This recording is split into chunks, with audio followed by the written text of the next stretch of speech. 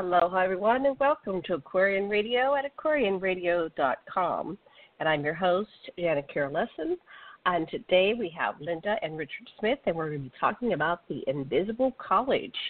And the Invisible College is a phrase that refers to the way art and technology have been used to educate the masses locally and globally on a grand scale to empower the people through metaphor, symbolism, and storytelling. The genres can include anything from painting, sculpture, mixed media arts, writing, literature, music, performance art, and theater, as well as the most prolific and highly influential ones out of all of them, which is television and filmmaking. The Invisible College functions by leaving educational messages just beneath the surface of the celluloid to wake up the general public on a subconscious level. As utterly amazing as it is to discover this, consider what it would be like to apply it to the paranormal and esoteric film genres. Imagine how far you could go with this in the so-called science fiction arena. Ultimately, the Invisible College repeatedly exposes over and over the powerful visual storytelling motifs of what is the Moor, the Mason, and the alien, the golden thread that runs through our entire history as well as our modern-day society. Fascinating. I'm so excited to talk about this. Linda and Richard, welcome to Aquarian Radio. And whoever wants to talk first, go ahead and tell us more about this subject. Oh, want me to do it? Yes. Well, thank you for having us back on the show there, Janet. This is awesome. And my apologies for being so out of it. I had the flu for like 2 months, and a couple people I know died, but I made it. I'm still here, and it was just awful. But yes, we're so delighted to be able to reschedule this. So go ahead. I do talk about where the inspiration for this originally came from in the book, The Moor, the Mason, and the Alien. And it kind of started out around maybe 1993, 94, when one of my teachers at college, his name is Steve Duncombe, he was teaching politics in media, okay? So I became very interested in taking that class, and he found out what I was doing as an artist in the visual arts department there with my artwork. So one day we struck up a conversation in class, and one of the assignments was to take a 1980s action movie like Rambo: First Blood Part 2 and dissect all the symbolism that Sylvester Stallone was putting into it, and then reconstruct the whole movie with the symbolism. And sure enough, it was the first time I realized how intelligent movie directors like Sylvester Stallone or a Steven Seagal is, and what they do with their movies, and the layer of symbolism. And once we had that lesson in class and basically picked that movie apart, deciphered it, and put it back together, he had come to me afterwards. He says, this is what people would refer to as the Invisible College. He says, now imagine what you could do with this in the paranormal and esoteric arenas. And he says, think about what's hiding in all those science fiction movies. And that's where that began. And as time went on, I started looking at a lot of my favorite movies in a totally different light and understanding what the real symbolism was. I have a question. If you could pause right there. I do have a question before we get too far down the line. So you're saying that Sylvester Stallone was the one that was the genius behind putting this symbolism in there, or is this happening I've seen things about like the Disney symbolism. Is there somebody maybe working with all these different companies and actors and there's Sylvester Stallone. Yeah, Sylvester Stallone being just one example. I mean, we could take this anywhere with George Lucas and Steven Spielberg and James Cameron. Okay, Stanley Kubrick. A lot of Francis Ford Coppola.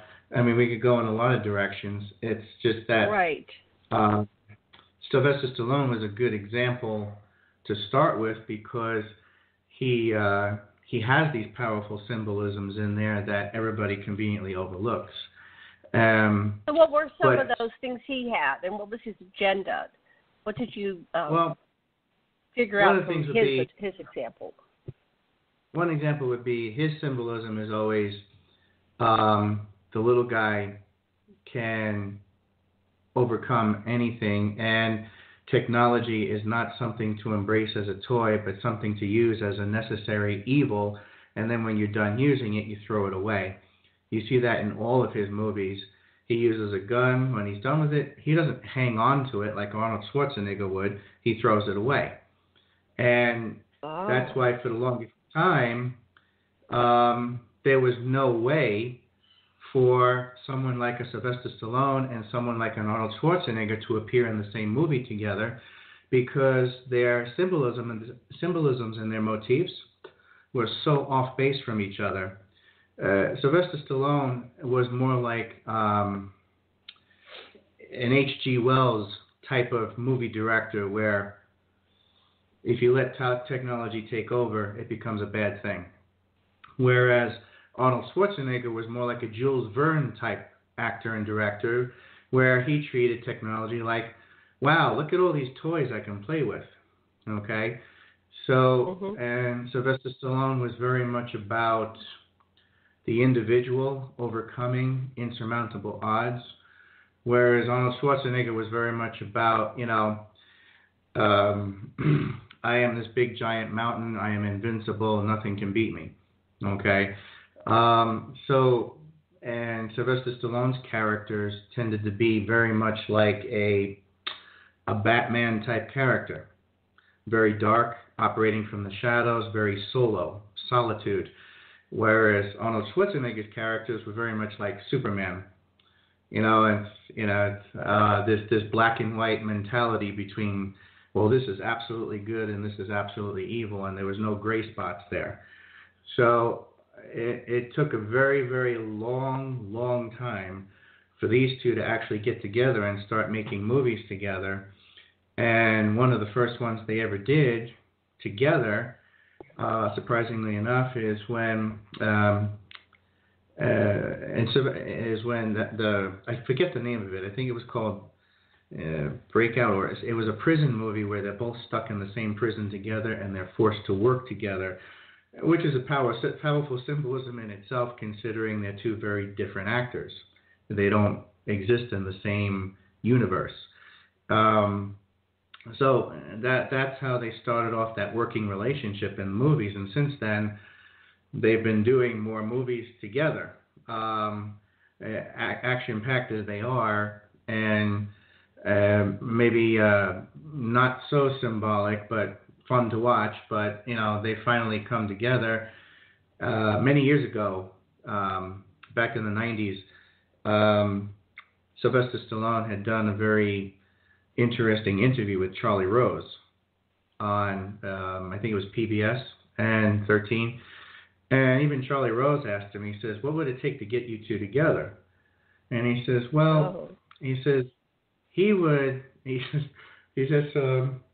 Sylvester Stallone, the movie I was trying to refer to is Escape Plan. That was their first movie together.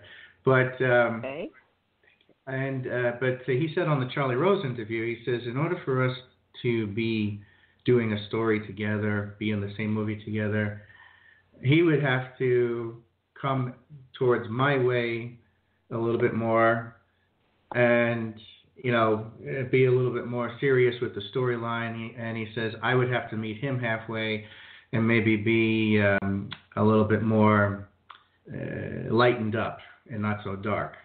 Uh-huh. So, and what's interesting is that's what happened with the movie Escape Plan. They actually accomplished that. So were these things conscious or unconscious that they did? Were they choosing these movies based on their own personalities and maybe their soul path or spiritual path? Did you go into another level? Yeah, it's a lot of it with the movie directors, as well as artists and writers and singers and composers. I mean, we could take this into the realm of the Beatles and Pink Floyd if you wanted to, but a lot of it is handed down to them. Okay, now whether that's downloading or something that's physically handed off to them as a document that says, here, do this, work this into your movie, work this into your story, it could go either way there. All right.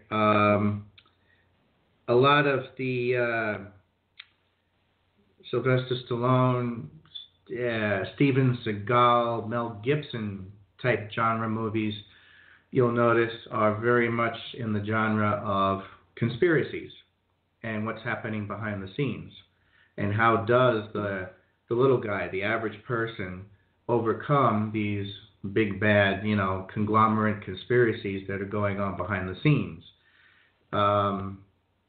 In the movie, going back to the original example, Rambo: First Blood Part 2, when he comes up against this wall of machinery, which obviously represents this, master hive mentality, this master machine that is manipulating everything.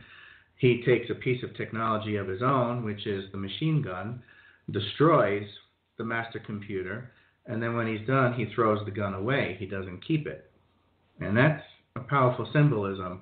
On top of that, the bad guys he's up against, they are extremely well organized. They all wear the same uniform, sort of like you'd see in Star Wars with the stormtroopers, all uniformed. Right. And the people he's rescuing, they're not uniform. They're dressed all differently. They're dressed in, like the bad guys would always be dressed in black. But the people he's rescuing, they're all dressed in earth tones, different colors. George Lucas carried that over to Star Wars. The good guys were all dressed in these ragtag earth tones, all different from each other, whereas the bad guys were all uniform, all black, all white, maybe a splash of red here and there to add contrast, as a striking contrast between the black and white. But, this was Rambo: First Blood Part 2 had actually struck a tremendous nerve chord with a lot of veterans when that movie came out. Nobody seemed to realize that. And so there was another layer of symbolism there where here he is as this small guy, this one individual guy, going in against the big bad enemy conspiracy, all dressed in black. And here he is actually picking them apart one at a time and creating chaos for them. And that was a role reversal from, let's say, the Vietnam War, which is, what a lot of his movies were inspired by, because in the Vietnam War, the chaos was used against us, and everything went to hell. And this was in his way of saying, okay, let's go back and fix that dialogue. Let's put it back the way it should have been. So there was that layer, too, that a lot of war veterans tuned into right away with that movie. And that was another layer of symbolism he was putting out there, almost like a catharsis for them. Mhm. Wow. So, I was thinking when we built the uniforms in Star Wars, the original one, which I remember because I watched it like 20 times, like everybody did back then. That apparently had some kind of programming that everybody watched it over and over again. But the lead, the female, was in white. So she was. Mm-hmm. It's kind of like the old, Indian and villain shows. The villains were black and the cowboy was in white. That going back in the 40s and 50s, and there we were in the 70s. And like you said, the heroes, they tended to have earth tones. That's right. Let's look at what Luke wore and what Han Solo wore. But I don't think there were no like blues or greens. They were earth tones, right? Yeah. Right. You know what that? And they were how that happened? What was that about? That they were. Yeah, it was the first time. Black, that color. Between Ridley Scott's Alien and George Lucas's Star Wars, it was the first time that you saw space presented in a dirty manner, unclean. Okay, this ragtag band of rebels, the Millennium Falcon was dirty, or the Nostromo from Alien, it was dirty. It was, a human environment. The walls were smudged.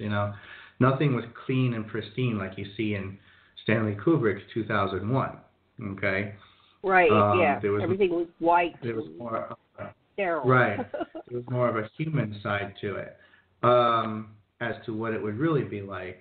Then again, Kubrick's view and then Arthur C. Clarke's view was space travel will all be funded by the government and it'll be clean and pristine and ideal and democratic. And whereas, George Lucas and Ridley Scott were like, screw that. Space travel is going to be taken over by the corporations, and this is what it's going to turn into.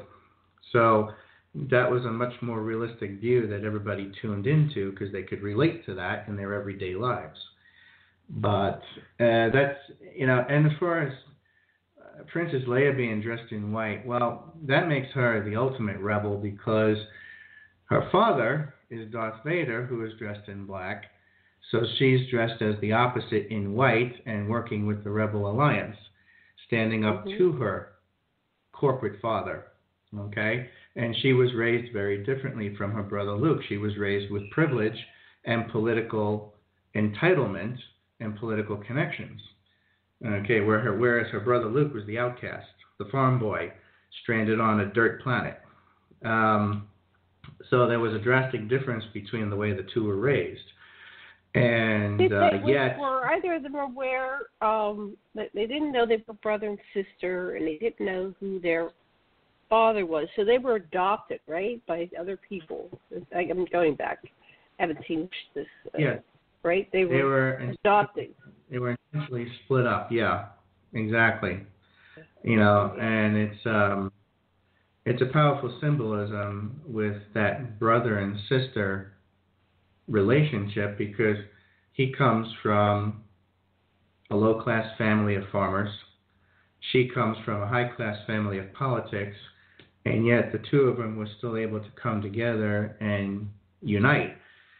That's a powerful social message being sent out to the general public that, the well-to-do and the middle class and the poor are going to have to work together against the corporate empire if they're going to succeed, instead of fighting with each other and stabbing each other in the back. And then, of course, they play with that other story where the siblings who don't know that they're related fall in love, or at least in lust or something, and they have some kind of attraction for each other, and then it's like, oh my God, you're my brother, you're my sister. So, right. Fascinating. Sounds like a great class. I wish I could have participated. But so Arnold is, these are like archetypes that are playing out. The hero's journey. Well, they're both kind of heroes. Yeah. Hero's journey. Right. And what I had done was I started taking that whole idea of the invisible college and applying it to the realm of science fiction and focusing on film, movies, and television with the stuff that I was getting into. the Moorish legacy, the Masonic agenda, alien contact, and extraterrestrial intervention. And I figured I would put it to the test and see if that's coming out in any way, shape, or form in the Invisible College. Well, as it turns out, the examples are abundant everywhere once you start going down that road. And the primary example, the ace number one example, happens to be Linda's and my favorite TV series. It's Star Trek Deep Space Nine. And okay. Okay. That's so usually what the makes Star example Trek Deep Space Nine your favorite? It's like a quick question. What's your favorite Star Trek, series? Was it Picard? Was it Kirk? So what makes Deep Space Nine your favorite one? Well, for me personally, I just love irritating the hell out of the Star Trek fans, because there's a lot of Star Trek fans who shun Deep Space Nine and is like, it's not real Star Trek. Well, yes, it is, idiot, because once you get out there, you're going to realize there's a lot of entities who want to see you dead, and then what are you going to do? Peace, love, and harmony is great until you have a gun pointed at your face. So I love Deep Space Nine for that, because it got into a much more realistic approach, and you didn't have to go traveling in a spaceship to find it, because they proved in that series they stayed in one spot, a space station, and all this crap came to them.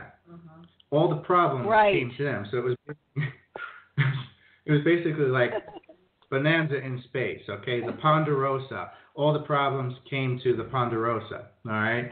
And that's what was so phenomenal. Even my dad got into it because it reminded him of, the Ponderosa and the old westerns. And so there was something even he could relate to on that, where it didn't have to be a spaceship that was traveling around and coming in contact with all this weird crap out there. All you had to do was stay in one spot and everything came to you. But through a wormhole, yes, on top of that. Right, through a wormhole. So what's interesting is I actually have a whistleblower that says that they were stationed on a space station and it was outside of a wormhole, but it was like a series of 5 big ships that were kind of like little what's the word I want to call it? Like almost like Dyson spheres, or they had their own ecologies. Each ship had their own ecologies, and it was just like Deep Space Nine. They had so somebody came and they needed a certain environment. They had the little micro environments for them. They couldn't breathe oxygen, for example. They could be in their little section. Some of the, I want to call them ships. I guess they were ships, but they were more like little planetoids.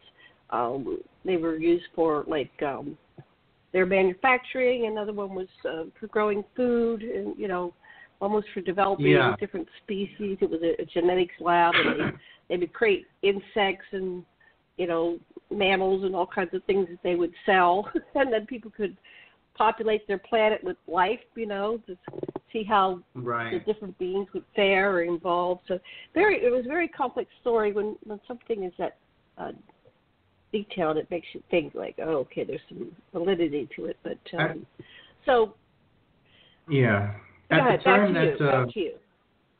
At the time, you bring up a good point, because at the time that Star Trek Deep Space Nine was out, Babylon 5 had come on the scene too, and was a very good miniseries, a 5-season miniseries, and it got into all that where they had to create these different habitats for the different alien beings and the different plant life. So yeah, it was like each cabin, sphere, or section, it was a totally alien environment that was created just for that particular species to coexist with the humans. So yes, I've seen that come out too in Babylon 5. But with Star Trek Deep Space Nine, you had something that was phenomenally different, not first of all, phenomenally different from all other Star Trek genres, as well as all other science fiction, period. Because here you have, all of a sudden, a black commander who, in a very short time, becomes a black captain of Deep Space Nine and holds sway over a lot of political decisions in that arena, and also has to become a wartime captain as well to go up against insurmountable odds. And then, of course, there is his shapeshifter friend who kind of becomes an orphan that he takes under his wing, the constable, Odo, okay? The outcast, the freak who didn't belong, all right? And his lieutenant, first officer, was a woman who was a rebel freedom fighter in her own right, okay? So there's all these this new territory that Gene Roddenberry wished he could have done back in the 60s and couldn't and wasn't allowed to. But the thing is, there's a lot of reasons why Deep Space Nine stands out so differently. One of them has to do with an anecdotal story that I found out about several years ago. I haven't been able to verify it or prove it or anything, but it does have a lot of resonance to it as to why all of a sudden Deep Space Nine jumped out onto the television screen as something totally different. And as it turns out, in the wild and woolly days of the 60s, psychedelic 60s and experimentation and all that, it seems that Gene Roddenberry and Nigel Barrett had gotten themselves involved with an interesting channeling session, okay, with a channeler at the time. And this was before he was even ready to sit down and write anything about Star Trek with Kirk, Spock, and McCoy. So what did Majel and Rod? I thought Gene. Well, I guess Gene pulled Majel into the very first pilot. So yeah, he knew her. He knew her way back when. Okay, continue the story. Yeah, go ahead. Sorry, I was just backtracking. And then so they in went that to a channeling thing. Yeah. Now there's no telling, if we put any stock in this side story, there's no telling how many people were involved with that channeling session, whether it was 9 people, including the channeler, Gene Roddenberry and Nigel Barrett, or if it was just 3 of them, or what the case was. But out of that channeling session, a lot of stuff started being written down by the channeler that was being funneled through the channeler. Turns out what they got in contact with was something referred to as the Council of Nine. Okay? And in that Council of Nine channeling session, whatever this extraterrestrial Council of Nine was, all this information flooded through to the channeler, was written down at the request of Nigel Barrett and Gene Roddenberry. And unfortunately, at the end of it, the channeler was given one last message, and they were told, you're not allowed to release this information right now. Keep it under wraps, okay? So no one was allowed to talk about it. But that channel session, Gene Roddenberry then changes it somewhat to be Wagon Train to the Stars, and gets the characters Kirk and McCoy. Whereas, in truth, had that channeling session and the script that was written down from what was channeled been allowed to be its true form, it would have been Deep Space Nine, which is where they got the term Deep Space Nine from. It was influenced by the Council of Nine. So this is how the name comes about, which then only adds to the Star Trek universe, because now you have Deep Space Nine. Well, that means you must have Deep Space 1 through 8 and 10 through whatever. So now all of a sudden, these imaginary space stations start cropping up in the background of the Star Trek story because of that channeled session, whereas prior to that, they didn't exist.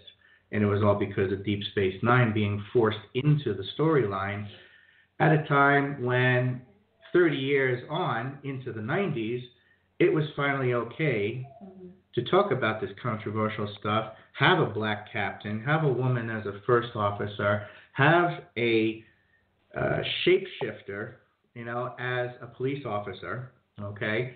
Right. And have a wormhole now with the ultimate enemy coming through the wormhole at any given moment, okay? Right. So, it's like all of a sudden this stuff starts erupting out of Deep Space Nine, and people are looking at the rest of, Star Trek Next Generation, Star Trek Voyager, original Star Trek, and they're like, this is totally different. Where did this come from? There was a very different feeling about it. It didn't necessarily have to be a cerebral environment anymore. Now it was much more visceral and hands-on because Captain Sisko was very hands-on. This, of course, was symbolized by his favorite sport being baseball. Okay? Right? So you can tell right off the bat he was much more of a hands-on approach captain there. He had the personality for it, a very different personality. Okay? He was aggressive when he had to be. He was very intelligent, political, and diplomatic when he had to be. He could change whatever roles he wanted, and you weren't used to seeing that because prior to that, captains were on board a starship and they had a very singular personality for that starship. Right. Okay. So all of a sudden you got this versatile guy who's getting slammed with politics left and right from every different species conflicting with each other. So there's that element that had never been seen before. Okay. And all of a sudden it was like, Deep Space Nine is the United Nations. All right. Yeah. Trying to keep the peace there and keep back the ultimate threat, which is coming no matter what. And he's trying to warn the rest of Starfleet, you better get on board with this and stop acting like there's nothing here. Okay? Then one day, as I'm getting more and more into things within our own society, the Moorish legacy, the Masonic agenda, and how alien contact intermingles with that. I'm sitting there one day having a cup of coffee with a friend of mine who knew what I was getting into with the Invisible College. And I looked at him one day, I said, oh my God, I figured it out. And I sat there and went down the whole litany of symbolism in Deep Space Nine with the Moorish legacy and the Masonic agenda. And he almost fell out of his chair when I told him everything. He says, you're right. He says, it matches. That's exactly what they're doing with the series. And the symbolism of the Invisible College that I'm ultimately referring to is that across the way, and you see it, the newest incantation being Black Panther, okay? But in Deep Space Nine, you have the master teacher, the master prophet, the Christ figure, a dark-skinned Christ, okay? Captain Sisko, all right? He is known as the emissary, which is just another word for Christ, okay? He is the emissary to the gods of the wormhole. Well, okay, what is the wormhole? Well, that's a female representation because it represents the umbilical cord, the birthing process, going from one reality to another. This comes out in many different forms. Wormhole, hyperspace gateway, stargate, black hole, whatever you want to call it. You go in one side, you come out the other, but when you come out the other side, you are reborn into a new reality, just like a newborn infant, okay? Even in the movie Poltergeist, she comes out the other side, reborn, with amniotic fluid all over her. So it's the same thing. And he, as the Christ figure, the emissary, is in charge of guarding that vril symbol, which is the wormhole, the vagina, the uterus, the ovaries, okay? And as such, Deep Space Nine becomes its own form of symbolism in the Moorish legacy, this being referred to as the Temple of Solomon. This is symbolized very powerfully in one particular episode. Captain Sisko is looking out the window down at Bajor, another Class M planet. Yeah, Bajor, right. It's actually planet Earth. That's what the symbolism is for. They just stuck it by Bajor to create a different storyline. Whereas Bajor represents Earth. And what is hovering around Earth/Bajor? The Temple of Solomon with the Christ figure who comes down from the sky. And that's Deep Space Nine. You know, regardless of storyline architecture, who created the station, the point is the station looks like a castle floating in the sky, a Temple of Solomon. And one day, one particular episode, he looks out the window, looks down at Bajor, and he says, I believe he was talking to his son, Jake, and he says, one of these days, I am going to go down to that planet and I am going to build a house. Mm-hmm. That was a powerful Christ symbolism. I am going to come down from the sky and build a new Temple of Solomon on Earth. Okay? Great. And this coming from the black emissary, the dark-skinned emissary, the dark-skinned Christ. And with that comes now the further symbolism. Who does this master teacher take under his wing? What he takes under his wing is the pale-skinned outcast, the shapeshifter, the one who doesn't belong to the family of man, but is taken into the family of man and welcomed into the Temple of Solomon as a member of the family, a long-lost member of the family who was shunned by his own family, thrown out, casted out. So the Christ figure takes him in and says, I will teach you a better way. I will teach you how to stand for something good, just, and right, so that when you do confront your own people again, you know exactly what to do. And, of course, who are Odo's people? The ultimate enemy. A billion pale-skinned corporate shapeshifters all working as a hive mentality, a.k.a. corporate America. And they want to dominate the wormhole. Well, that means destroying the virile power. That means raping and molesting the vagina, the uterus. And, of course, what do they send through against the will of the gods, the emissary of the gods, against their will? What do they send through the wormhole to try and destroy the Alpha Quadrant? They send through their own second-class economic slaves, a.k.a. blacks, Hispanics, and Native Americans, represented as Jem'Hadar, drug addicts. And what's the drug they're addicted to? Cocaine, this liquidy white, and heroin, okay? They never give a name to it, but you know what the hell it is. It's heroin, cocaine, crack, okay? A white liquid, okay? It doesn't get plainer than that. They call it the white. The white, yeah. They just called it the white. And then now that's a reference to what, white masters will always do to a black community, a Native American community, a Hispanic community. They'll get them hooked on drugs by turning them against themselves and then turning them into slaves to the white corporate regime, for which they have to now assimilate if they want to be equal. So the Jem'Hadar are permanently obedient to their white shapeshifter corporate masters. And of course, what do? They send them through the wormhole like a bunch of deranged pit bulls. And by sending them through the wormhole, it's an act of war against the umbilical cord, against the vagina, against the wormhole. Okay? And that's a total rape and molestation of the virile power. So when they come through the wormhole, what's the first thing they target? They go after the Temple of Solomon. They go after the emissary, the dark-skinned Christ.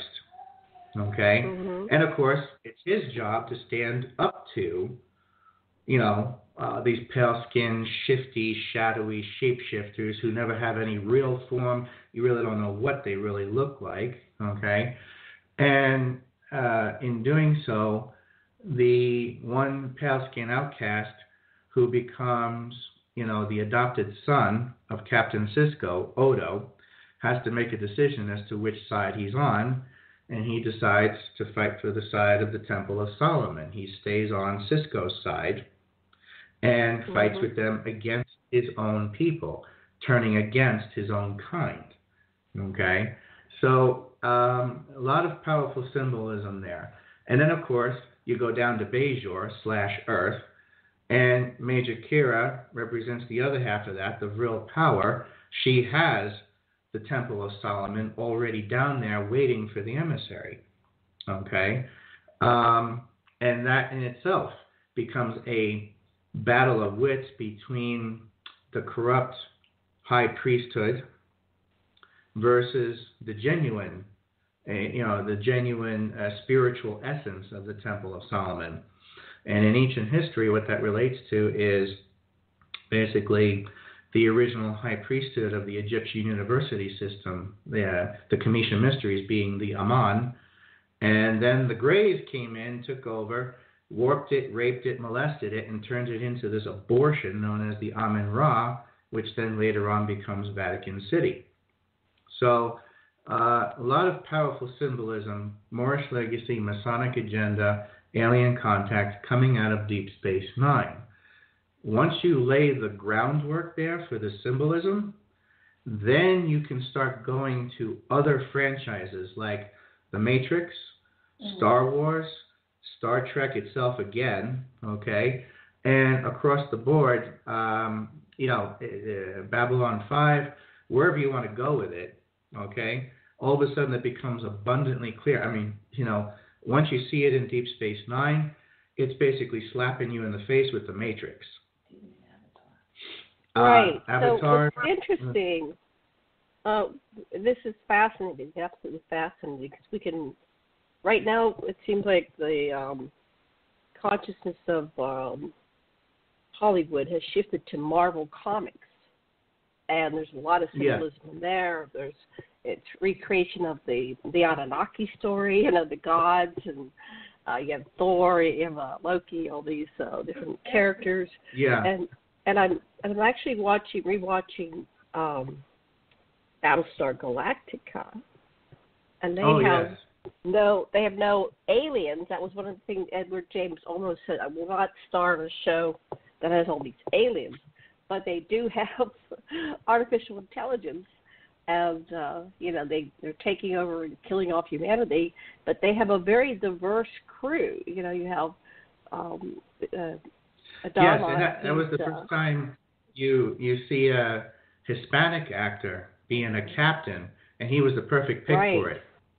So he was excellent. Yes, and then there's all the characters are different, colors. A lot of, there's a major women. The women in that show, Starbuck is a woman, right? But the ones running the ships and fixing them are a lot of women, and they get out there and they shoot them up and they save the day and take out Cylons and stuff like that. So it's fascinating, this whole thing that you're doing. Yeah, go ahead, back to you. And then with Battlestar Galactica, another aspect of the Invisible College is the supposed and predicted singularity against the human condition. And you see that come out in Battlestar Galactica, where they do play upon the old series with the reboot, which I thought was awesome, because they get into showing you the traditional Cylons, how they evolved into the new Cylons, and then how they evolved into the artificial life forms that look like human. So that was a representation of the hive mentality taking over the human condition. Mm-hmm. Now, these ones seem to be playing out the story of the Greys wanting to have a soul. I mean, I'm rewatching it. So they're falling in love with humanity. Some of them don't even know that they're, artificial intelligence. They're not aware who they are. I watched the series years ago when it was somewhat new, and I know how it ends. So, is that panning out today. These things that we have in our science fiction from 20 years ago or 15 years ago, whatever. Yeah. Is that what's happening with things like Sophia and of course they use the name Sophia for the robot that's Hanson Robotics is taken around the world, and she was granted citizenship from the Saudis. So that's more symbolism there, not even in fiction, but in what's panning out, what's playing out with AI.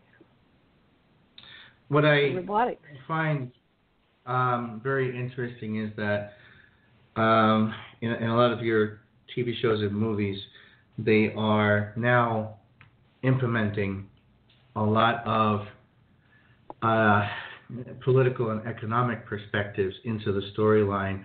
One of my all-time favorite movies was the way they did the Civil War, Captain America Civil War.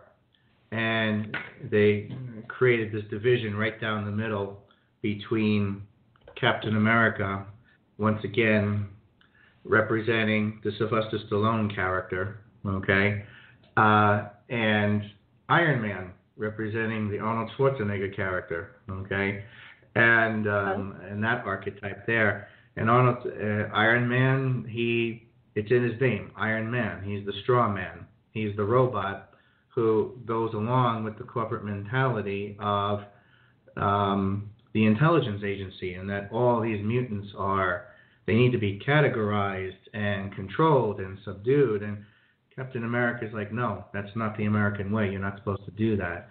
And this creates the title itself, the Civil War, the breakdown between the good guys taking sides over the issue. And ultimately, Captain America and the people who side with him, once again, what does he become? He becomes the white outcast of his own kind, shunned. And who takes him under his wing? Black Panther, the king of Wakanda, Prince, and gives him a safe haven in a country that no corporate regime is allowed to touch. So that was powerful symbolism in itself that resulted in the popularity of Black Panther being the ace #1 superhero movie of all time. And still, the studio execs, who I'm sure are all white, are still scratching their heads wondering, what the hell did we just do? How did Black Panther become this popular? What just happened? And it's a reaction on behalf of the people to the last 30 years, 40 years since the 70s, of the Invisible College erupting to the surface over and over again and gaining momentum, starting with Spielberg and Lucas, okay, and Francis Ford Coppola and Stanley Kubrick and James Cameron. This carried through right to the 80s, into the 90s, into the 2000s, and then bam, all of a sudden, you've got something that goes even further than Captain Sisko himself. You have this black superhero, Black Panther, who is now everybody's favorite. How the hell did that happen? He's more popular than Iron Man and Captain America, the two white guys. So, studio executives, and it's about time, yes. And the studio executives are still scratching their head because they don't understand that. They don't get it. Do you think that might be a reaction to the politics of, that probably couldn't have happened unless we had what we have now, which is Trump and the antithesis of, the polar opposites. Well, right? Increased racism, and now that's like a reaction from our society saying, no, we're going to not only embrace the black character, but we're going to make him the most popular character ever. It's kind of like, I think we'll it show has you. to do with setting up the evolution of the story curve the right way. If you look at the way the Marvel stories had been evolving, okay, it evolved. Civil War couldn't exist without the previous movies. Black Panther couldn't exist without Civil War. So there's an escalation here, a leapfrog effect, that Marvel shows it knew what it was doing. The movie directors knew what was going on. They sat down 10 years ago when this all started, and they figured, here's our story arc, here's how we're going to get to this point. Did they ever expect Black Panther to result in this? No. They expected it to make some good money, but they never expected it to outdo all of the other Marvel movies. So what is their motivation? Are they trying to shift humanity to a higher level, or is it money? What is their motivation? Marvel. I think for the movie director, it's money. But I think that it backfired in their face, and the evolution and the awakening of everybody, that's the thing they can't understand. They did it for money, but now, like Linda said, it backfired. Mm-hmm. And it's like, oh, okay, where do we go from here? So they backed themselves into a corner. But that's a good thing. That's all part of the, the spiritual insurrection, the revolution. And it was bound to happen. I mean, you roll the dice enough times, eventually the law of averages are going to work in your favor. Mm-hmm. So, but yeah, everybody. Well, it seems like they've been putting their money behind Benedict Cumberbatch and Doctor Strange. That was like, 2 years ago. Yeah. And now because of the Black Panther, they're not doing it, or they have no plans for a sequel or Doctor Strange. But he's featured in his characters as kind of like a group ensemble character rather than the stars. Mm-hmm. Yes. But that's where things have been going all along, ever since the 70s. When the Matrix came along, it kicked it into high gear on the big screen, as opposed to Deep Space Nine on the small screen. Okay, whereas you have once again the Captain Sisko character, but in this case it's Lawrence Fishburne, known as Morpheus. Okay, and instead of Odo, it's Neo, and he takes Neo under his wing as the pale-skinned outcast and rescues him from the corporate environment. And of course, who is the corporate environment? It's the machine, and it's Mr. Smith and Mr. Jones, and they're after Neo. Okay? It's in the name, too. Morpheus, the teacher that can morph into anything. And the Oracle is a black woman. And the Oracle is a black woman, the real power. Okay? Neo, it's in his name. The Zeitgeist. They did Neo, that on the Oracle in Star Trek Next Generation was what's her name? They started making the black characters, the smart ones, the ones that have all. Oh yes, I remember. Guinan. Yes, Guinan. Yeah. It was Whoopi Goldberg. Yes. And she had again, she had a special relationship with Captain Picard. For several reasons, which they allude to throughout the series and the movies that came afterwards. So, you have the Oracle there, and of course, who does the Oracle have to go up against in the Matrix?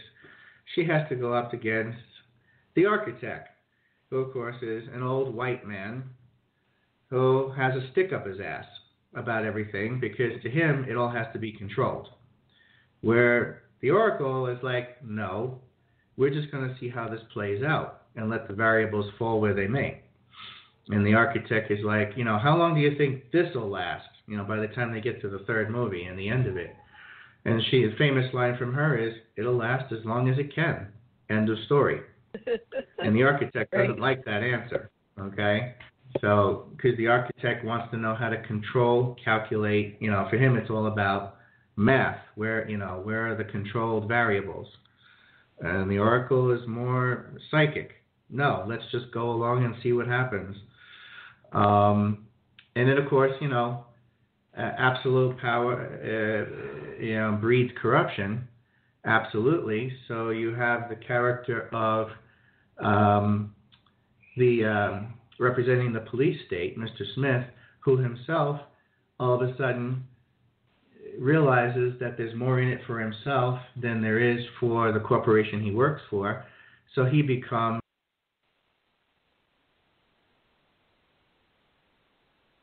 Hello? Uh-oh.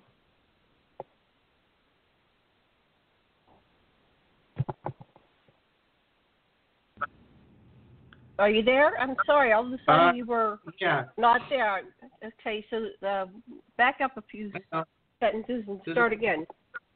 That's okay. Yeah, I was saying, I was talking about the character of Mr. Smith.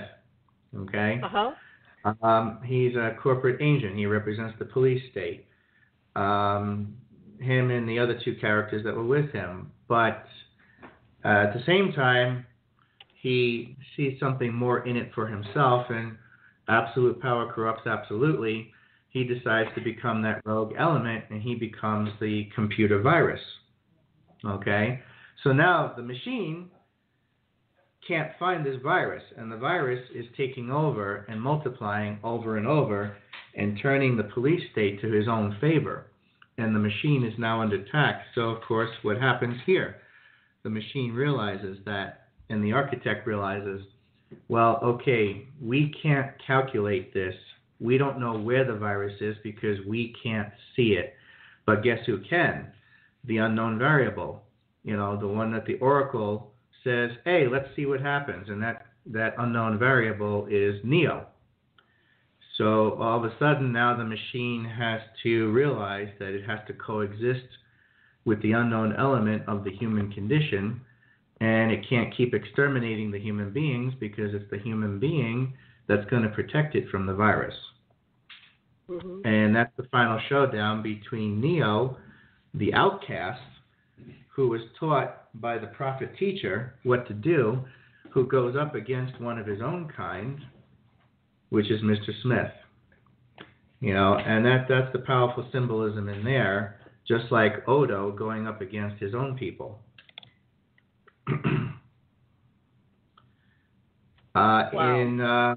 You see it in Star Wars as well, when it was no accident that they picked Samuel L. Jackson to play the part of Mace Windu, second only to Yoda. He was the supreme master Jedi. Okay, once again, the master teacher, the Christ figure. But here, this time around, George Lucas decides to play a bit of a reversal here, because the pale-skinned outcast, the freak, is Anakin Skywalker. Okay? And they bring him to the Jedi Council. He's supposed to be under the wing of Mace Windu and Yoda. But in this case here, the pale-skinned outcast turns to the dark side, the corporate element, and turns against his own master. Okay? So there was a little bit of a twist there that George Lucas threw in on purpose in the symbolism between the Moorish legacy and the Masonic agenda. In this case, the student had become so corrupted that he became their worst nightmare and turned against his own master. And what does he do to Mace Windu? In the final showdown, he ends up cutting Mace Windu's arms right off. Now, that's a powerful symbol that comes. Now, what do his arms, his hands represent? That's his tools. He can't use the lightsaber, he can't use the Force. He's got to have his hands to do it. That's where you project it. Well, once he cuts Mace Windu's arms off, he's basically killing his own teacher. And we see that play out in ancient history with the original God King, Hiram Abiff, who actually built the Temple of Solomon with his own magical tools, his own, setting wall, his own magical architectural tools. And sure enough, what happened? These assassins came, killed him, and took his tools away from him. That was the symbolism of that scene where the emperor turns the pale-skinned outcast against his own master and cuts his arms off.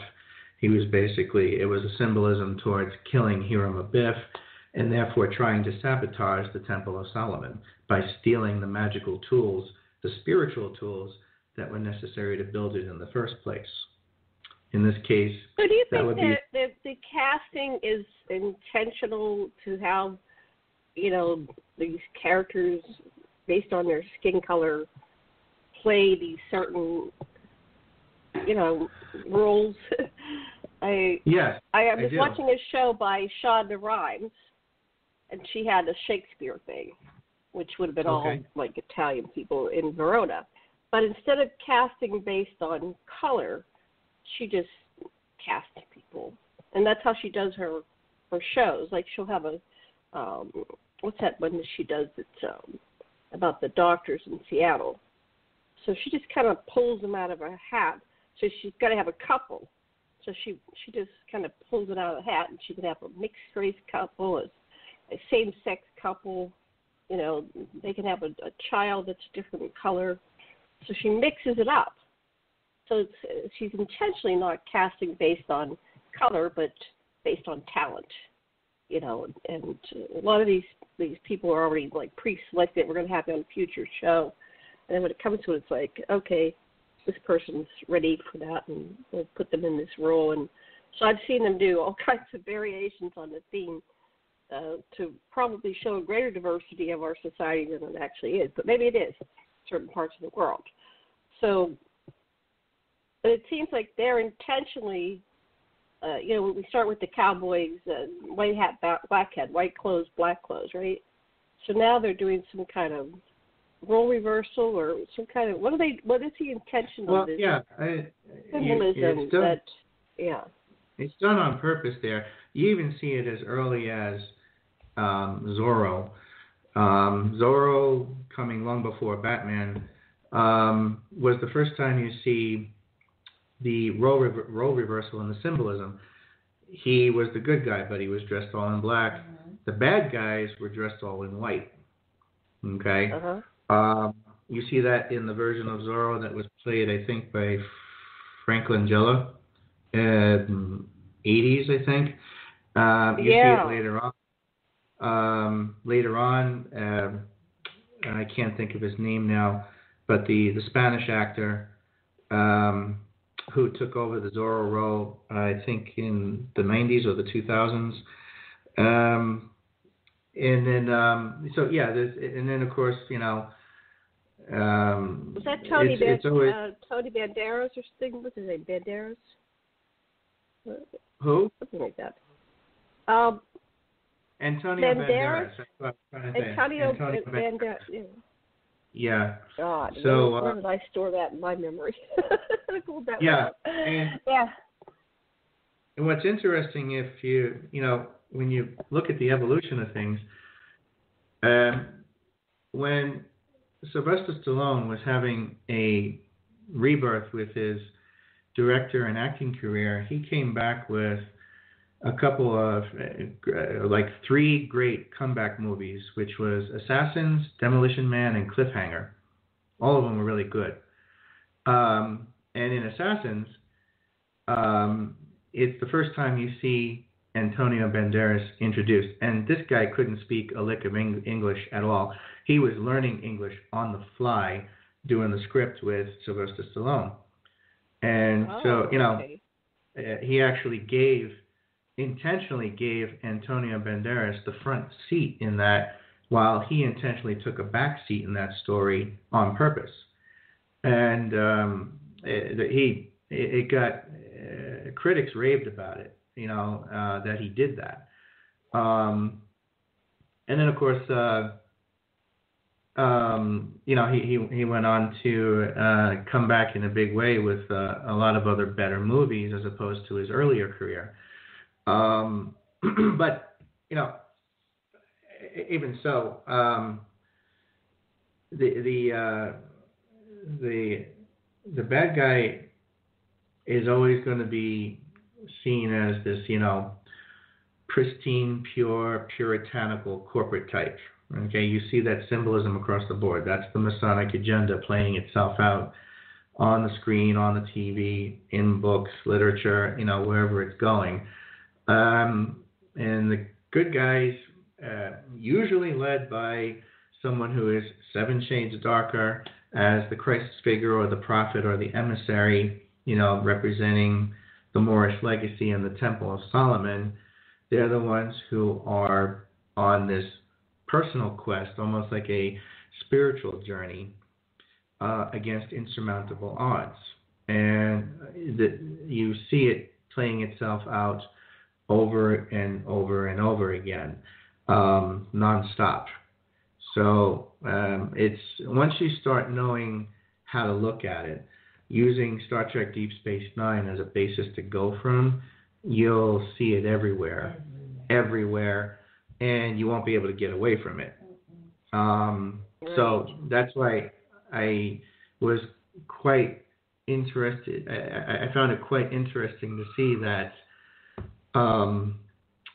the Marvel movies had picked up on that and actually went that way at the end of Civil War with that same type of symbolism. Okay?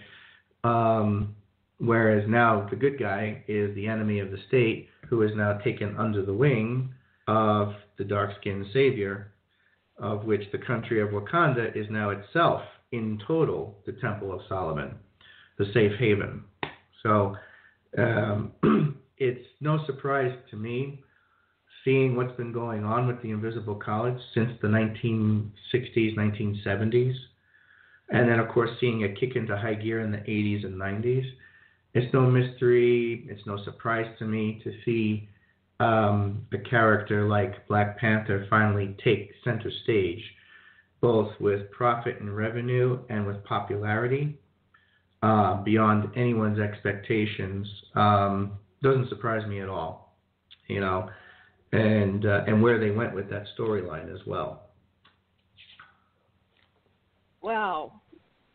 Well, I haven't kept up like you have. My goodness, you stay on top of it. But it's really, I've realized the value of staying on top of what's going on with our, media, because there's a lot being revealed there, a lot that they're. So you're saying that, like the boomerang, the backfiring effect from the Black Panther, whatever their original agenda was money or something, but it's actually creating consciousness and enlightenment. This whole whatever is panning out with the different things is. So tell us more about how is our society evolving and becoming more conscious. Right now it seems to be getting darker in many ways, but there's always the darkness before the dawn, right? But from your perspective, what's going on with our world right now, our crazy planet? Yeah. The only reason it seems to be getting darker is because, like the symbolism we've talked about up to this point in the movies, you have also a generational divide, which plays itself out in the movies too, and on the political landscape of America. You have the older generation who wants to kowtow to holidays like Flag Day and Veterans Day and Independence Day and Memorial Day, and let's just have our barbecues and not rock the boat, let's stand behind our president. Well, I'm sorry, but that's not what the younger generation wants anymore, because the younger generation has inherited a pile of shit rolling downhill from the last 3 generations, starting with the World War II generation, okay? And the whole hoorah, we're number one mentality, nothing can stop us. Well, that was a huge detriment to us, because that created a brainwashing mechanism that was easily put in place by the Red Scare and McCarthyism, to which everybody was then scared shitless into asking any questions or protesting in any way against their government without being labeled an outcast to the Ozzie and Harriet neighborhood. Okay? That evolved into from the 1950s, evolved into the rebellion of the 60s, because once again, the younger generation was, screw that. I'm not inheriting your hypocrisy and bigotry. Unfortunately, some of them may have gone about it the wrong way, and that created a detrimental backlash. I mean, I'm not criticizing that, but that's what happened. And that resulted in the depressed, basically fucked up mentality of the 70s, because everybody just gave up, receded into themselves, and became a drug addict in the 70s, and gave up and said, to hell with it. We couldn't do it in the 60s. I'm just going to, bury myself in my own misery with heroin addiction and so forth in the 70s. This resulted in a nasty backlash of individualism, and I don't mean to say that that's a bad thing, but in this context, it became something where when we came out of our drug-addled state of the 70s, okay, we entered into a very selfish, self-serving phase in the 80s that said, well, screw all that protesting crap. That's not going to get you anywhere. I got to look out for myself. Screw everybody.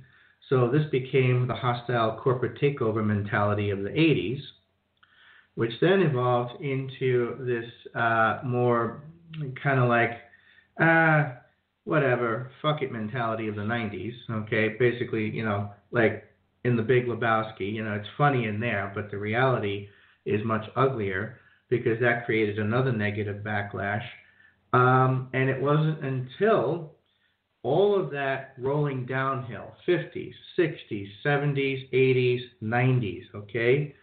All of that rolling downhill to the year 2000 when we had become so misanthropic, so irresponsible with our responsibility to our government, proactively protesting against all odds, okay, and to actively participate and take back what is ours in the first place, that it turned into this absolute illegitimate imbecile getting into the White House, George W. Bush, illegally and illegitimately because nobody gave a damn anymore.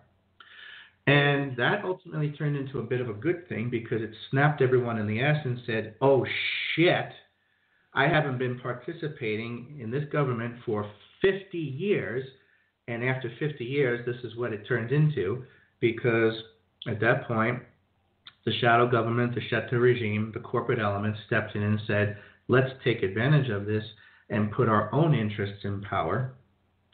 Sure enough, that evolves into George W. Bush, Dick Cheney.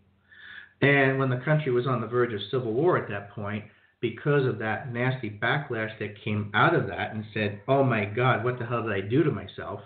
Okay, this idiot is waging illegal wars all over the damn planet and getting us involved in stuff we never should have been involved in, illegally and illegitimately, that he's turning into a damn tyrant. Well, okay, people started waking up at that point, which was a good thing, but ultimately waking up just enough, just a tiny bit, to the point where we get a black man in the White House. Okay, well, what happened? He was used as a pacification method, and everybody went back to sleep and went back into a damn coma again. Oh, he'll take care of it. No, he's not Captain Sisko. He's not Morpheus. He's stuck in a muck and mire of shit in the White House. You have to stay involved. You have to get behind him. Nobody did that. They thought he was going to do it all by himself. Okay? And as such, what happened? He couldn't get anything accomplished because the damn powers that be kept stopping him every step of the way because, God forbid, a black man should be in the White House other than carrying a silver tray. And what happened with that? We had this nasty, vicious uprising of white nationalism and white supremacy that resulted in the illegal and illegitimate election of an absolute belligerent, clown, misogynistic, rapist pig by the name of Donald Trump. So this is where we're at right now. And the good side of it is, just like with George W. Bush, people are realizing the mistake they made in between with Barack Obama, not sticking behind him and not staying involved. And now the younger generation is extremely politically motivated, extremely politically educated, which in no small part, all of these damn school shootings that are killing the children, the Parkland school itself serving as a trigger point against the Trump administration, to which this whole younger generation is now rallying around that as a political movement. The older generation doesn't like that because they want to leave everything as is. And I'm sorry, but, you know, you can't. Organizations like the NRA and the Ku Klux Klan, they are now being targeted by this younger generation, and that's a good thing because that's going to clean out all the bad blood there. And that might get a little uglier depending on what your perception of ugly is. As far as I'm concerned, it's all part of the political process. But the older generation is trying to silence the younger generation by saying, oh, that's just a bunch of political crap. You're not supposed to talk about that. I'm tired of all this political crap. Yeah, but you're the one that created problems, grandma and grandpa, because your damn hypocrisy dumped on these children, resulting in them being gunned down in their own school. Okay? So this is where it stands at this point. The spiritual insurrection has now become the political enlightenment, the political activism of the younger generation. And that younger generation are millennials, and they don't give a flying shit about skin color or gender. And that's what scares the crap out of the corporate elements, which are pro-white supremacy, the NRA, the Ku Klux Klan, the Trump administration. Not one of them knows what to do with this because they're on the wrong side of history and they're dead in the water. Wow. Well, that's a good summary. I have a couple things different, but I'm not going to go over that. I lived through that period, and I am a child of I was born in the 50s, so I went through the 60s. I guess a lot of it's based on your perspective and where you were raised. To me, it seemed like we were getting there, because I'm over here in Maui, right? It's very liberal part of the world and very conscious and spiritual. And I was born in. I was super high on life in the 60s and 70s. I thought it was just magical. The 80s, it was very fun for me. I was dating again. I'd gone through a first marriage, which was very interesting. But by the second, I was celebrating, and we had a lot of good music and dancing. But people were shifting into materialism. I noticed that in the 80s. And I don't know, the 90s was a blur, but the 90s, I had a good time the whole time. I thought the world was evolving and getting conscious, and then what really slammed everything was 911, and that's where my perspective, I said, who's hijacked my reality? Because we were going through the home stretch. We were going to evolve, become conscious, and all of a sudden these, cabal, Illuminati. I knew the moment the Twin Towers were hit. I woke up. I actually went into a coma before the Twin Towers.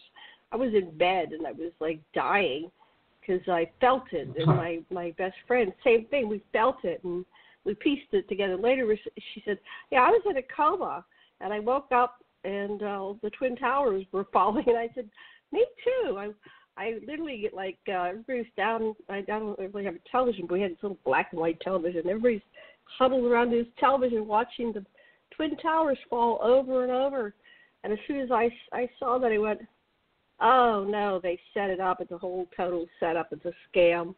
I instantly got it, and I was furious. So that's where, I was, we'll go back to our experience, or, I'm a contactee. I was shown that timeline, and I selected another timeline. I went, oh, no, somebody stole the timeline. It was literal for me. It's like, because I knew that was a possibility that they would take it to that. So then, and then when we were coming down to the election, it's like, no, don't vote for that man. And they interestingly enough, they put the Handmaid's Tale. And I said, if you vote for Trump, we're going to have Orwell's 84. We're going to have Handmaid's Tale, a dystopian society where women have no rights. And right now we see things like they're trying to pass legislation. I forget what state it is, but not only make abortion illegal, but you can be punished. You'll get the death penalty if you have an abortion. The death penalty. Yeah, that's... And somebody's trying to push that through now. And it's like, holy shit, this is Handmaid's Tale. A lot of that is coming from Mike Pence, who was such a draconian, horrible governor of the state he came from, or a representative. I think it was Indiana or Illinois, so one of those states he came from, that when Trump picked him to be his vice presidential running mate, the people of that state were like, thank God, please take him. We can't stand him. Yes, take him. Because his state once again, I can't remember if it's Indiana or Illinois. It doesn't matter. His state has the most draconian rules against women and abortion clinics for women's health. And that's why they couldn't wait to get rid of him and stick him. But see, people are voting for him. What is going on? Yeah. See, I was born and raised in the most progressive time in history. We were out in mass walking the streets with Martin Luther. Yeah, he got killed, but it just kept going. And we got all this stuff going. I mean, my parents were bigots, and of course, the children rebel against the parents. So I rebelled against my bigoted parents. But even before they died, their best friend was a black man. You know, a very dark black man. I went, oh, they got it. They didn't die unconscious and rude and ignorant. You know, they got it. And so we were making so much progress. And then all of a sudden, and then women's rights. When I was a child, my girlfriends got pregnant. They couldn't even consider getting abortions, and their whole lives were changed because they ended up having these children when they were children. And I always say to people that are against abortions, like, well, you know, they have artificial wombs now, and they can transfer fetuses. You know, go and stand in line and take those baby fetuses. I remember the news reports coming out of the 80s, the late 80s. A lot of the news topics that dominated the late 80s was babies having babies. And I remember that while I was in high school. And I was like, what the hell are these 13-year-olds having babies for? Because when you're a child, you're raging hormones. And back in the 60s, there was no easy access to birth control because you had to get through mom and dad, right? So you couldn't have that conversation.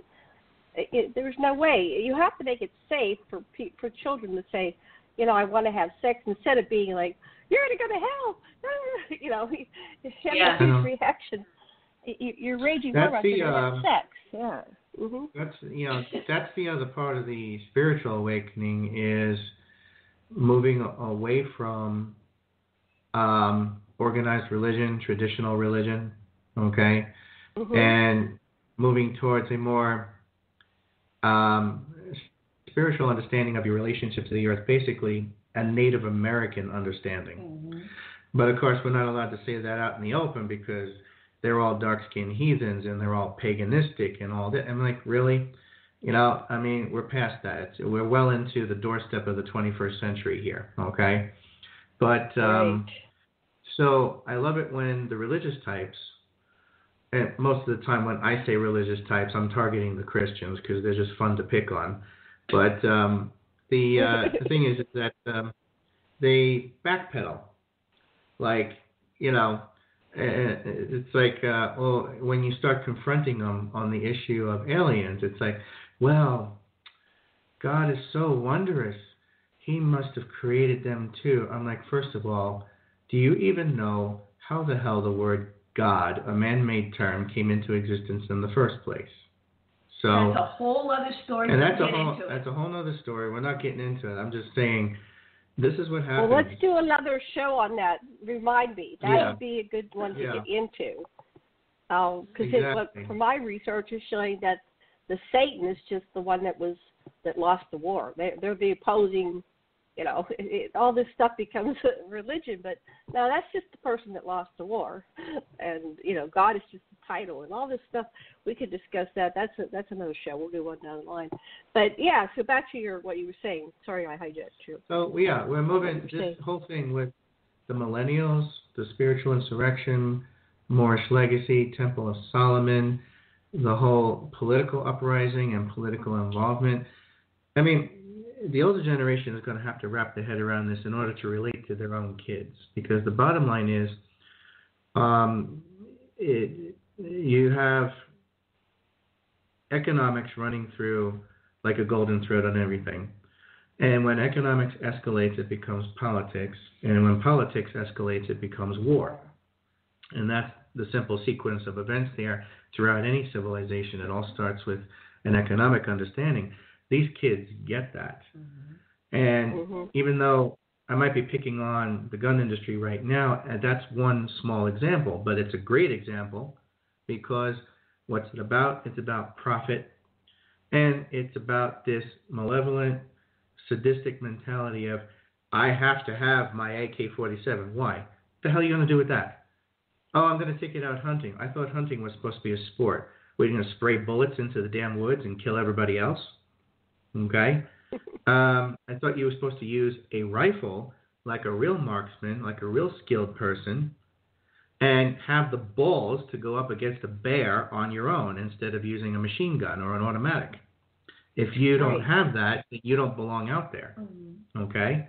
Because as far as I'm concerned, I'm rooting for the bear. Okay? And that's one aspect of it. And the kids know this, the high schoolers, the teenagers.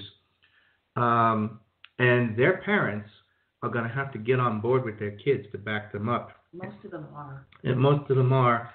This is a very personal thing for Linda, too, because she came from that area of the school district in Florida. I actually worked for that school district, and I knew some of those. Wow.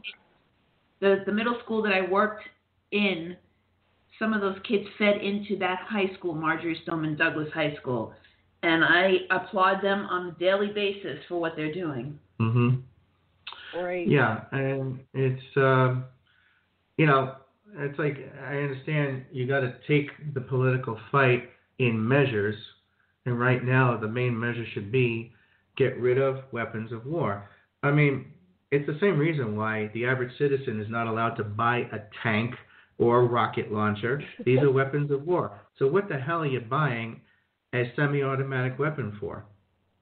That's a weapon of war. I even take it another level. You talk about your basic right to have a life, and that somebody will take your life away. Right. I've seen so much happen with domestic violence, and because a gun is convenient, it gets pulled. Where if it wasn't in the home, my friends wouldn't be dead. I've just seen it over and over my entire life.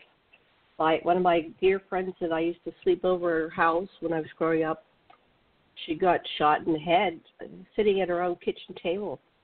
They never found who did it.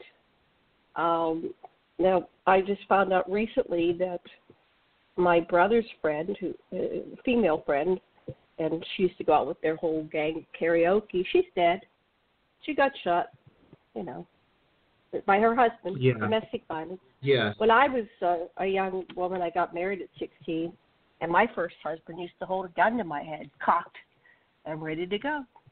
One day I escaped and broke free, and I ran up the back door, and he shot at me. Where are my rights? I'm alive, like something, an angel. But I would have died back in the 70s. Because why? And so I think, I'm traumatized by this whole issue. I don't think that anybody should have a gun. But see, I'm so radical. I've had people threaten to unfriend me because I think that way. It's like, well, you didn't live my life. Where people, and then there was a family when I was growing up that the father killed the whole family. It was part of my classmates. I go, that's just me. How often does this story repeat? Go ahead. Sorry. Richard is no stranger to domestic violence. He grew up in it. And my cousin, my first cousin in California, her husband, who ended up being her ex-husband, decided to show up at her house where she was with her parents, and he proceeded to kill her parents in front of her, attempted to kill her. She almost died. And the two boys that were her children watched the whole thing. And then he turned the gun on himself and killed himself in front of his two boys. So I sympathize with you. I think this issue needs to be looked at because where are the rights of these people? And so I really applaud these kids that they're forcing the issue. But we need to establish basic human rights for people across the board. Yes. Across one the of those human, what are the basic human rights? Go ahead. Yeah. One of those human rights policies would come in the form of high insurance premiums, just like car insurance, boat insurance, house insurance, okay? If you own a gun, you got to take out an insurance policy. And if someone dies at the hand of your gun, even if it wasn't in your hands, you have to pay that family, your insurance company would have to pay them one hell of an amount. And that doesn't make up for who died, but it's a curtailing policy that would get down to the nitty-gritty of the human rights issue. You want to have that gun? Fine. You got to be responsible for it. You have to take a quote-unquote driving test, just like you do with a car. You have to take that gun out with officials. You have to show them you have a high level of skill. You have to prove legally what reason you have to have that gun, just like you would, with anything else. And you have to take out, once again, ultimately, an insurance policy so that if anybody dies at the hand of your gun, you are responsible. I just want to add something to that. You should also have to take a written test, just like you have to take a written test before you get your driver's license. Mm-hmm. You should have to take a written test for your gun knowledge and gun safety. And I'm speaking from the perspective that my dad was an NRA member. He was the secretary for his chapter of the NRA on Long Island. I grew up with guns. They were around me all the time. I was the only kid in my neighborhood at 12 years old that knew how to repack bullets and make new bullets. But I never touched a gun ever in my life, and I don't think I need to ever touch a gun. I was taught how to... What about a test for sanity? Are these people sane? Well, that should be part of it too. You should have. No, Yeah. I agree. You should have a background check, and if you've been into therapy for depression or anxiety or any kind of that, then you should have limited access, if any, to. What about a gun. emotional intelligence tests? Do you have the morality to find a gun? I think as because it starts, there's no background on 99% of the people if they've never been to therapy. They didn't go to therapy because they weren't forced into it, but they needed therapy. There's nothing for a gun. You can walk into Walmart right now and get a gun. There's no time frame to wait for anything. You have the cash. See, that's the problem. Money talks, bullshit walks. You have money, you can get whatever kind of gun you want. Mm-hmm. Now, are they going to ever stop the black market for it in the street? Probably not, unless we become a police state and have the National Guard out 24/7 and we have a curfew. It's always going to be sold in the black market, but you have to make it a little harder, actually a lot harder in my eyes, for people to just go out and buy something. Even if it's just a handgun, a little Beretta, a .22, something. There should be steps. I've heard that there's a way. Now we're going extraterrestrial here. But remember the day the Earth stood still, and they neutralized all guns. Yes. So I've heard about technology, like when we in Star Trek, we go into a planet, we can see all the life forms, and we can see. So there's a way of detecting, everything. Like money now is getting trackers in it, but somehow, anyway, I don't know. There's got to be. I always look at the techno fixes. You know what I'm saying? It's like there's a techno fix of somehow neutralizing these and for people to have it in the wrong hands, so they just don't work. But the only thing the guns are going to kill are ourselves. I don't think if we actually had a mass landing right now of extraterrestrials, I don't think anybody, I don't care if they had an earth-to-air missile launcher or anything, I don't think anybody from here would be able to kill any of those that came down. I think they would, just like you said, they would be able to neutralize every stinking weapon that we have. So we're only going to be hurting ourselves, which is what we do on a daily basis anyway. Right. I interviewed a whistleblower recently, like within the last 2 weeks, and I can't remember who it was, sorry. But they know everything we're thinking. So there's no way you can shoot them because, they'll just blink out or whatever. They'll have their energy shield or they'll neutralize it somehow. Yeah. I mean, they can freeze time and just whip it out of your hand. Exactly. And unfreeze and then be aiming at you. So it's like, that's not going to work. It's not going to work against No, they have a way of abducting people, and nobody else can see it when they do it. So we're going to be able to shoot them with a gun? I don't think so. No, that's not going to work. So they're really wanting to have guns to shoot against other human beings, just like it goes back to the 1700s when we had to have a Revolutionary War, right? And we had to fight against King George and all the troops for our independence. So we're operating in the 21st century like it was the 1700s, right? And that's our thoughts. Yes. That policy went in back then. We need to rethink this. Yeah, and the other thing too is that once again, that older generational mentality of, well, you can't touch the Constitution, you can't touch the Bill of Rights. Excuse me, it's called an amendment. The root word is amend, to change, to alter, right, to improve.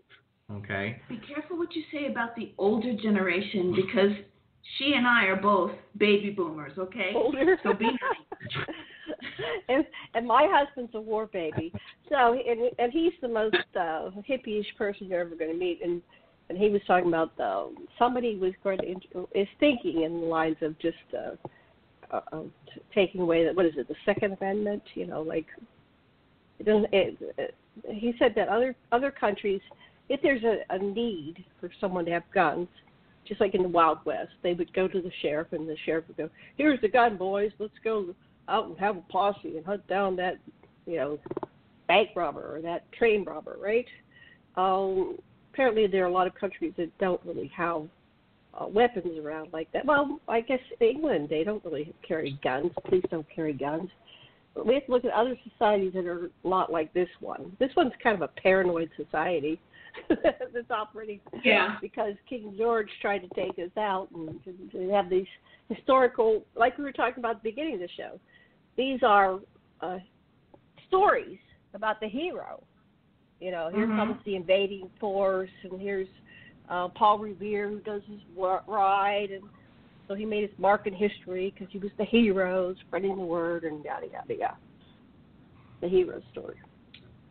I know, and just, things are going to have to evolve. Otherwise,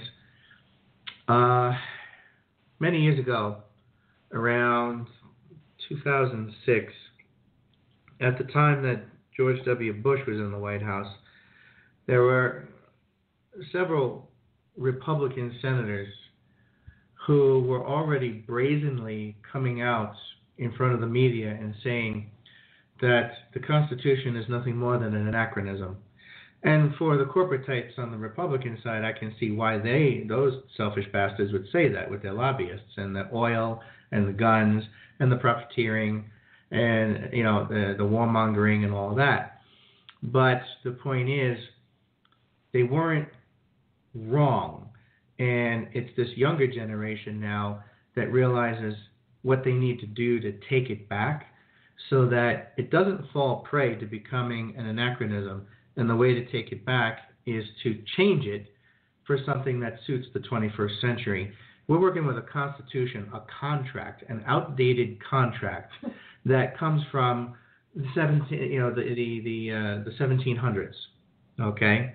Right. And that mentality. Do you really think George Washington or Paul Revere or James Madison or John Hancock, would have written things the way they did had they seen the onslaught of an AK-47? I'm sure if they were here, they would really consider amending everything that they wrote. They would be on that right. faster than shit through a goose, changing that.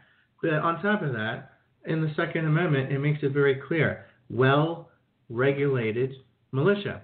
It was never meant for the average person to have a gun. Well-regulated. Right, that's a reference right. to government. That's the thing. The militia was supposed to have the guns, not right. Joe Average sitting in his house with his kid. But of course, this has turned into once again that twisted, lackadaisical, white privilege mentality of I'm going to create a militia of my own, a commune of my own. Screw the government. Well, okay. Once again, you're creating the monster. You're creating your own self-fulfilling prophecy by reneging on your responsibilities to that Constitution in the first place. Okay? They're all going to be in a rude awakening. So if you're going to renege on that and create your own monster, then you created the problem in the first place, and your views are outdated, outmoded, and need to be put in check by the younger generation, that has very different views, very different needs. Okay? They don't want to hear this militia crap about, oh, Big Brother's coming to get me. Okay, first of all, whatever little pop gun you have, whatever cool little assault rifle you have, is not going to stand up to the high-tech weapons that the U.S. military, the Navy, the Air Force, the Marines can employ, okay, against you. Sure okay? as hell it's not going to stand up to any alien invasion. All right, I mean, they don't even have to come to your militia compound. They could just have a Navy ship off the coast of, let's say, Florida, okay, launch an invisible weapon at you, because the Navy gets first dibs on alien technology and reverse engineering it, and they pass it on to the Air Force. Okay? So, I mean, it just becomes utterly ridiculous. And the military has to kowtow to Congress. And Congress has to kowtow to the people. And that's the way it works. And the minute you fall out of that alignment, and forget your purpose and realize that you as a citizen are at the top of the pyramid, not at the bottom, okay? And that's what happened from the 1950s on. We sent ourselves to the bottom of the pyramid. We did that to ourselves. And we willingly became obedient, subservient. We started becoming good Republicans and good Democrats, and we forgot what it meant to be good Americans. Okay. So how did we send ourselves to the bottom? I kind of missed that. Say that again. We sent ourselves to the bottom of the pyramid. From the 1950s on, with the belligerence of the Red Scare and labeling everybody as an enemy of the state. And it was like all of a sudden we forgot what Nazi Germany was about 10 years before. Okay? So when the 50s came talking about McCarthyism. Are you talking about McCarthyism? Right, exactly. Right. Right. And so, I to really get our heads around that, I honestly was too young. It just is a bunch of television things. The communism and the threat. You weren't alive then. I don't know, Linda, what year you were born, but I was alive when I saw Khrushchev take his shoe off and pound it and say, "We will bury you. We are going to bury you." Yes, and I remember that was video. pretty scary, at least for a kid. Because it wasn't a video, it wasn't the past, it was like really happening. Now, is all that stuff propaganda? I have whistleblowers at the highest level. They said, well, actually at the highest level, this is one world government. And, if we get an outside threat, we have a common military. We blast the pirates that are coming in to kill humanity and go back to our normal game within the game. So the game within a game, right? Right. Were they doing that to keep us fear-based in this Cold War until it came down? For me, I grew up with get under your desk and duck and kiss your ass goodbye. We had drills going on, just like the kids have right now. We had drills going on, and we had the continuing threat of the Cold War. Never knowing when. Their target was Pittsburgh. That's where I was raised. Pittsburgh's going to go first because of the steel mill. Oh, great! I'm living in the city. It's going to go first, and nothing's changed. A month ago or whatever, January, right? Mm-hmm. I get a thing on my phone that says incoming missile to Hawaii. This is not a drill. You have 15 minutes to live. Basically, that's what it said. So. We're still doing this shit that keeps us paranoid and afraid of our neighbors, afraid of other countries. The whole problem is like what John Lennon said. Imagine there's no religions, no countries. Imagine. And we're able to image. We're able to imagine. That's what they're doing, is to keep us from imagining a world where we live as one. It sounds like a cliche, but I think that's their greatest fear. If we stop demonizing the apparent other and we come together and love each other and go beyond, skin color, race, religion, color, like these kids are doing. We were starting to do that in the 60s. Somehow our reality got hijacked into this extreme paranoia, which culminated with 9/11, and we're in that reality. We're in a different timeline, different reality. But we need this catalyst on some level. We need the ridiculous Trump, who is so much like Hitler, it isn't funny, and the other dictators that pop up. It's almost like this whole culture we have is designed to pop up a dictator. We start having this cooperation with people, and it polarizes that extreme when we pop up a dictator somewhere in time and space on some part of the planet. And that one acts out this negative polarity. And that's because, once again, it's that older generation's mentality of, well, we need an instant fix. This guy will do it for us. And the younger generation is like, no, we're going to take over and we're going to make the change. We don't care about the idiot in the White House. We were doing the same thing in the 60s. We were marching against Nixon and Johnson. Mm-hmm. We did the same thing. We did it every day. See, these kids have just begun. They don't know what it took. My husband and his people, they took down the Vietnam War. And then it went to a movement where people were just leaving. They were bailing. It's like, no, I'm not marching up that mountain, up that hill to kill people that I don't even know. No. So we had to stop. They threw down their guns and they left. And there was nobody left. So they got out of there. But these kids, this one thing they did, that's not it. You have to do it ongoing. We did it for 10 years to get rid of the Vietnam War. And I was there.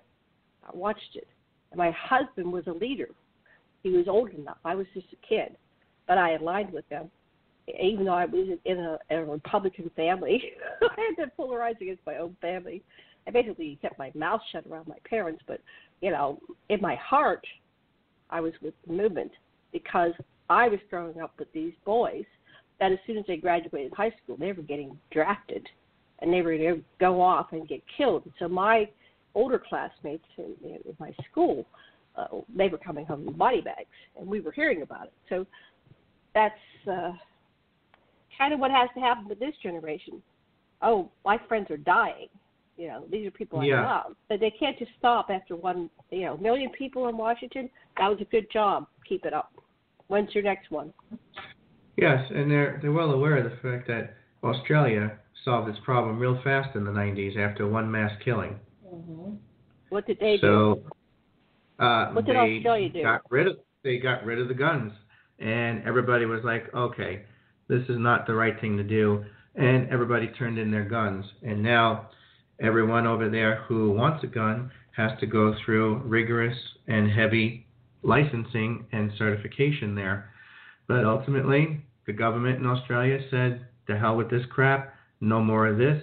We're passing policies and decrees. Everybody's got to give up their guns. And they brought that to an end. So how are you going to do that? Okay, because that's a different, those are the people that got sent to Australia because they were criminals. And they got, these are the descendants of the people that already thought they were second-class citizens because their ancestors were the ones that were rejected from the, the European society. And they were sent off to Botany Bay, to these colonies. And so they have a different mentality. We have a story, like we talked about at the beginning. We're operating on these stories. It's an archetype. It's a paradigm. And it goes deep and affects all consciousness. We have this story about the evil, wicked King George. And so he was white. So he was the demon. Sorry. So, I'm just putting it out there. We only have 10 minutes left on this. But I'm just brainstorming. Actually, this is a different reality. And this is like your thing that you did in school when you were in college. Let's go back to that. How do we do this with our society that's so different than Australia? We actually share the same history with Australia because people seem to think that people were willingly coming over here, and somehow it was different for Botany Bay over in Australia. It wasn't any different at all. The 13 colonies here were prison colonies, just the same as Botany Bay. And every rapist, How were they thug, prison child colonies? molester, and killer, because everybody who came over here was the scumbag of society. All right, we seem to have this notion so we were that refugees fleeing have something that we didn't like. Yeah. Yeah, no, it wasn't even that. Okay, we were criminals, rapists, murderers, and we were given a choice. You're either going to be executed for your crimes, or you could go over there, risk life and limb, create your own rules, and make a profit for us, and make sure we get a cut of the action back here in Europe. So that's the choice that they were given to go to no man's land. I don't have that story. Can you because the story I have that I was told, which was verified by my Ancestry.com, is that the first wave came over on the Mayflower, and the official story is escaping religious persecution. But you're saying that those people were criminals. But then the second story was Roanoke, Virginia. They came over there.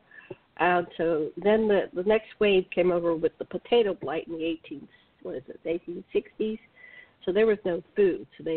So my ancestry story, personal one, is more refugees. But you're saying a lot of it was. I don't have that story. But I'm interested in this thing and finding out where you're getting that the paradigm Mayflower from. And pilgrims and all that. They represent an iota of a fraction of an inkling on a pinhead of what actually came over here.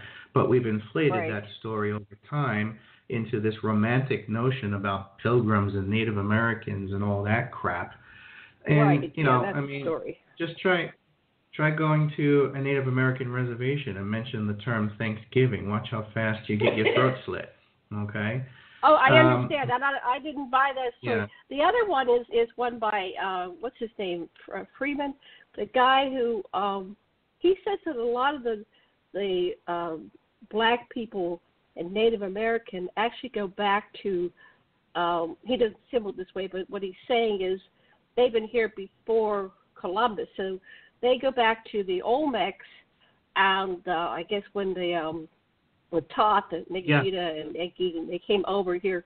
So the story of the slave ships is greatly inflated and not true. There were some slave ships, but these people, a lot of these people are native, indigenous, black people, and they're calling them all descendants of slaves to kind of shame them and make them feel like they're second class, just like the Botany Bay people were second class. The Native people go to Australia because they just wanted to get the heck out of England, which may not have been the best place to live all the time. That type of thing. Yeah. There's also, we've kind of turned the terms over time, white and black, into a racial and class structure issue, but originally words like white and black were references to real estate and who the real estate owner was.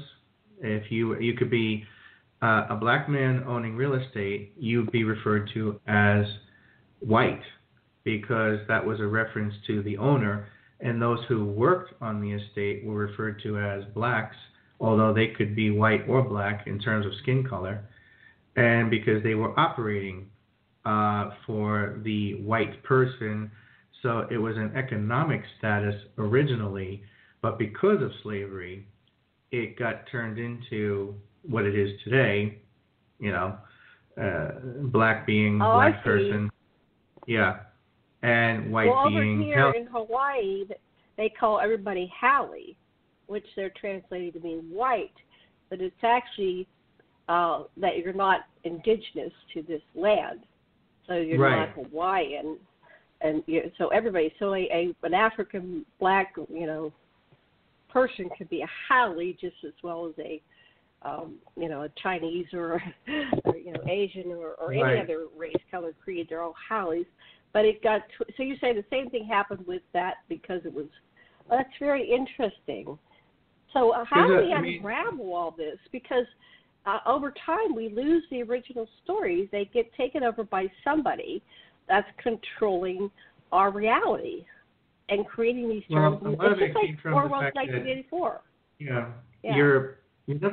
Unfortunately, you're never really going to get away from an economic system that resembles slavery. Slavery has been something that runs through all of human history. Unless you get rid of money. Yeah, it was never associated with racism until the 13 colonies here in America. And then all of a sudden it took a different turn. Because then all of a sudden you had the white slave owners coming over after the fact who didn't belong here, who were then grabbing both Native Americans who were here, black, red, tan, whoever, as well as Africans from the west coast of Africa with the Moor there. And this is what turned into the animosity of racism being associated with slavery. But if you look back prior to that, all throughout history, slavery was not associated with racism. Okay. And that also goes with the original branding system was the removing of the foreskin. That was the way to mark your slaves. Yeah, even that goes back to Abraham. Even with the Egyptians, when they would take over another people, they would give them a choice. Work for us. In other words, be our slaves. We'll treat you fine. We're not going to abuse you. Or we kill you. So of course, the option was, okay, I'll be your slave. But, the point is, it wasn't this, it might have been a drudgery depending on what kind of job you have. But then today, jobs today are a drudgery anyway, and we don't call it slavery. We're all slaves. Yes. If you're working for the man, you're not getting a fair wage, so to speak. You're working for the man. You can never get ahead. Very few get ahead, and it gets worse every year. So we're all corporate economic slaves. So that's the best way to have slavery is to make it so the slave doesn't really realize they're slaves. They think they're free. Exactly. But the only ones that are really free are the ones at the top that own the billions of dollars, and they have this whole economic system around money. And money is a slavery system. There's other ways of trade and sharing, and it's more like a Bluetooth. We're running out of time. We have like 2 minutes. So let's wrap this up. Go ahead, you guys. Take it away. The thing we wanted to let you guys know about is that Linda and I are putting on the Human Origins Conference this coming October 12th and 13th, Friday and Saturday this year. And the website for it is humanorigins.conference.com. And all the information is there. We have our speakers listed on there. We have a vendor page on there for the people interested in becoming vendors. Great opportunity there. And it's going to be held at the Inn at Rio Rancho, an event center, which is a great place to have a conference like this. And the speakers we're going to have there are Sonia Barrett and George Haas, Karen Christine Patrick and Brett Collins Shepard, and Ken Johnston's going to be there. Norris Francis Branham's going to be speaking there. He, of course, gets into that Native American element of, the dark-skinned Native American already being here with the Iroquois. And I'll be speaking there as well. So we're going to have, in total, including myself, 7 speakers there over Friday and Saturday. And tickets are on sale now. So, get them while they're there. Okay. And the site, once again, is humanorigins.conference.com. Yeah, humanorigins.conference.com. humanorigins.conference.com. Go over there and register now. All right. Well, that's the end of our show. Thank you so much for coming on. Thank you. And let's do it again soon. Love and blessings and aloha. Take care. Bye-bye. Bye-bye.